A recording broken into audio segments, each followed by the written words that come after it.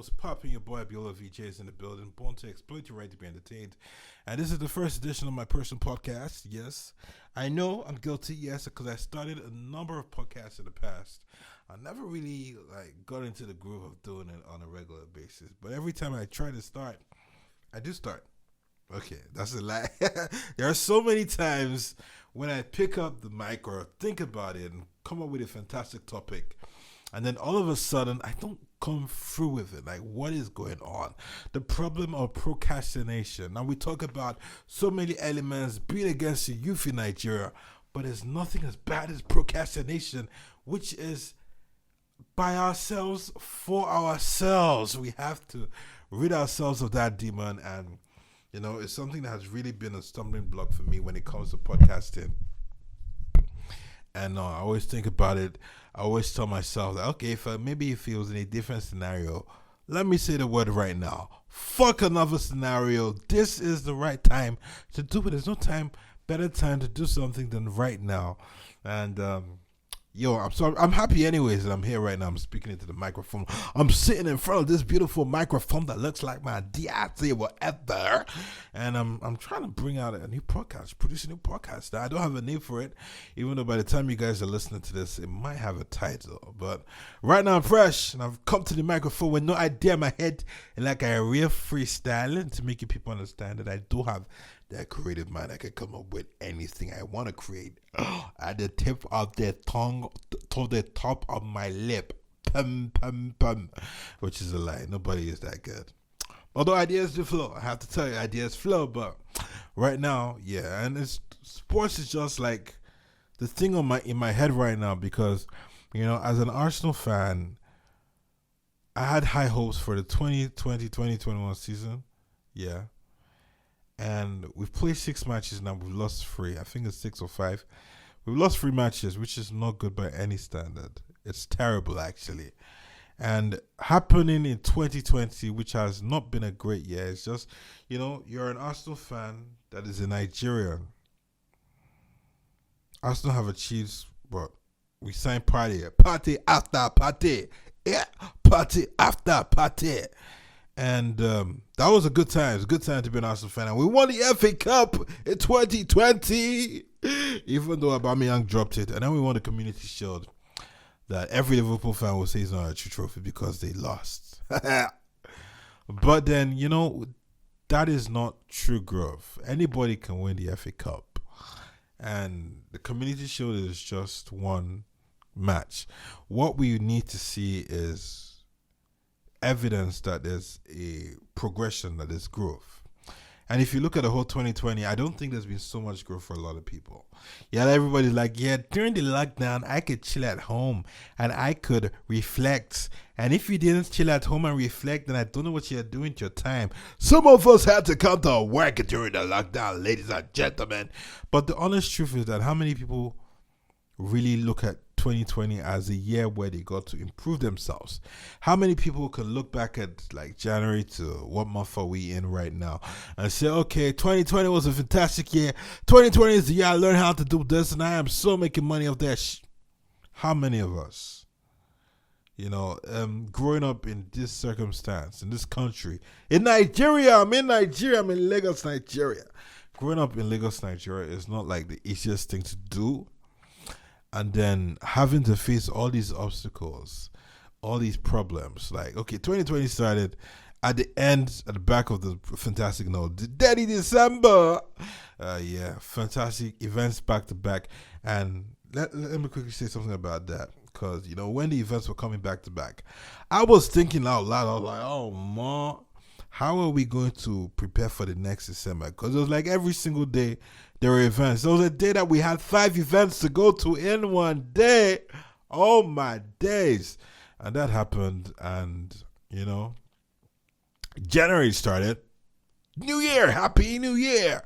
And everybody was like, yeah, it's going to be a great year. It's going to be a great 2020 and everything. And we had everybody picking their New Year resolutions.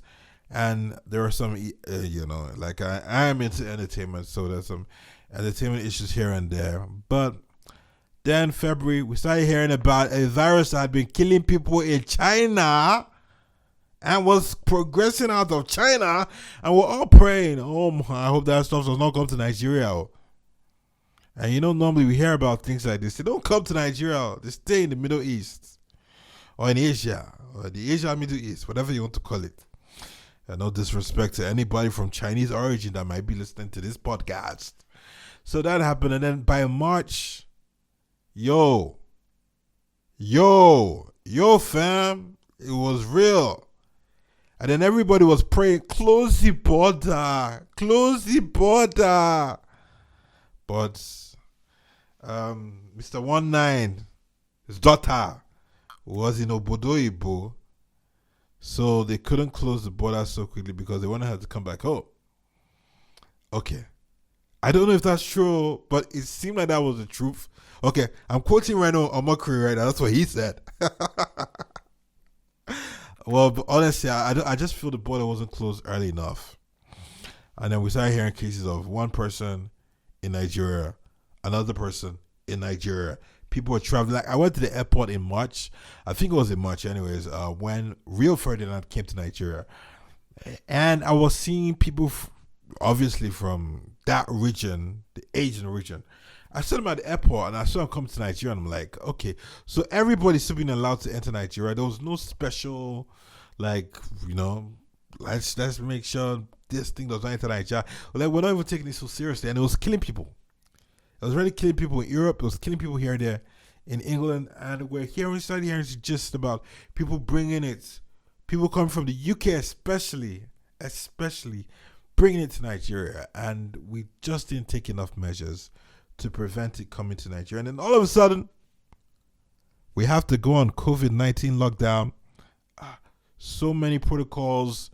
I liked the response. Shout out to Lagos State Governor Sanwo-Olu for that. I like the response. There are a lot of facilities being, built, and temporary hospitals, medical care facilities being put together. And I hear that, people start catching COVID-19. And 1 million was spent every day on each COVID-19 patient. Shout hallelujah. That's what they said, though. I was not there. I don't have them spending money. But he said 1 million was spent every day about on the COVID-19 patients. 1 million. Were they taking them around the what? I don't know. But that happened, and it pretty much began the year for us, even though that was in February, March, And then April, lockdown, everybody's at home, spend time at home. Like, for a whole week, I did not step out of my house, or 2 weeks. I did not walk outside my house to buy anything. But then, people were not making money. Like, I was not making money. I started going into debt, and I needed my money. I needed my Benjamin, baby. I was not making that Benjamin, baby. And so 2020 went on that route for a bit. Then the lockdown was kind of easy in Lagos. Said you can go about. Even though I'd been coming to work during the lockdown. And the roads were so free. Like, everywhere in Lagos. I could migrate from A to B, and there'd be no traffic. Like, a 5-minute journey was a 5-minute journey. 15-minute journey was a 15-minute journey. And then they cut off the lockdown, or they eased it a lot. And then there was traffic again in Lagos. But people were now, like, you go outside, you be like, COVID-19. Translating to mean, do these people even know that there's COVID-19 in town? And, so it became really crazy. And then there was the issue of the 1 million boys that were running around Lagos, terrorizing neighborhoods, robbing and stealing, and I heard raping and even killing in some parts as well. I don't know how true that was. But I heard also that they got repelled in some areas that they should have been wise enough not to go to. And some people even got killed, and some of them got killed and stuff like that. But that began the mood of the year, and by that time everybody like 2020 is just going to be a proper year. When are we going to actually be rid of COVID-19? And so that was like trendsetter. And then because people now believe that, okay, I did not go to work. I did not go to school for 1 month or 2 months. And I did not die. Do you know we can use this thing to fight for our rights? And it was a good move. End SARS. October 2020. Like, the first time ever I was so, like, no, I would say it was the first time ever I've been proud to be a Nigerian, but like, Nigerians united. Nigerian youth were all fighting for the cause, and it made me believe in our young people. It made me believe that if we put our hands together, if we all believed in the same thing, we could achieve. And it was pretty fantastic. Pretty absolutely amazing, fantastic. How we could all join hands and protest against SARS, against bad governance, against a lot of things. And that was supposed to be the mood and the right transcendent years, the right part of 2020. But then, the unfortunate incident that happened at the Lekki toll gates, on the 20th of October 2020, a date that we will never forget. Aside it being an easy day to remember, it's also a very, very unfortunate incident that happened at the Lekki toll gate. We call it the Lekki toll gate massacre. Even though there have been several stories, several people have denied it, that it ever happened. A lot of us, I think, not even just us, people from around the world were all tuned into that live on DJ Switch. So we saw people bleeding, bullets being put out of people. Like, it was just, we just went from being so happy to be a Nigerian because we're uniting against a movement, we're united for a cause, and then all of a sudden you're feeling so terrible to be a Nigerian. Like, I literally shed tears, proper tears, not man tears, like proper crying. I cried, and you go on Twitter, you just started seeing back-to-back news of this and that, people being rushed, wow, it was just a terrible time to be a Nigerian, and all of that happened, and then all of a sudden, it's like the movement has stopped, and they say SARS is back on the road. I've not seen them personally, but they say they're back. I've seen people, different accounts being stopped by SARS. There was a guy that was arrested. He was about to be taken to Kirikiri. They accused him of being the one that robbed the Oba's palace. Like, the Oba is the king of Lagos. Oba of Lagos translates to king of Lagos, And during the whole, because before the shooting, there was some ruckus in Lagos. Some people had taken advantage of the fact that if Boti boys, when I say Boti boys, I mean like the fresh-looking young people could stand up for a cause and say, oh, this is not going to happen in my country. And they could block the express, they could block the toll gates, they could block Ikeja. Which is, the toll gate, apparently they said is owned by the sugar daddy of Lagos. And if Boti boys could come out and do that, then we said if we can cause our own mayhem, that's the, let's say, the touts or the ruffians in Lagos. And look, so much was happening during that time. There were shootings, a lot of people died. Police shot a lot of people that were protesting peacefully in Surulere. And then, Lagos just was upside down. It was upside down. And one thing that really pains me, after the Lekki massacre, I have to say this, is that the protest stopped. Now, it wasn't the first time that people would be shot. And if you're going up against a government, there are a lot of accusations about the government on social media, that they were the ones funding a particular terror group, that they were the ones doing this, doing that, doing this. And we knew that they were doing all this. We accused them of doing all these things, which means we should have been ready for them to attack the protest, even though it was peaceful. You understand what I'm saying? So if we were ready to that when they did it, why did we not all back down? Now, I'm not the kind of person that would just go and say, oh yeah, everybody come out, I'm outside, come and meet me. No. But if there was a proper cause, like if someone else had done that, I would definitely have gone to meet that person. And not me, to join that person, to raise up my hand and protest and SARS, even though the Lekki massacre happened. I would have gone out to show my solidarity, my support, and my belief in the movement. But then everything just died down. Everybody like Twitter. These guys don't care about Twitter. They care about money. And if you're not doing anything to stop the money flow on Twitter, they are not going to really give a damn about that ish. I'm not saying the movement should not continue on social media. It did. It, however, seems to have stopped 1 week after the Lekki massacre, which is too quickly. Way too fast, ladies and gentlemen. But, Stuff happens. So that's 2020 in a wrap. It's been a lot. There's been a lot of downsides.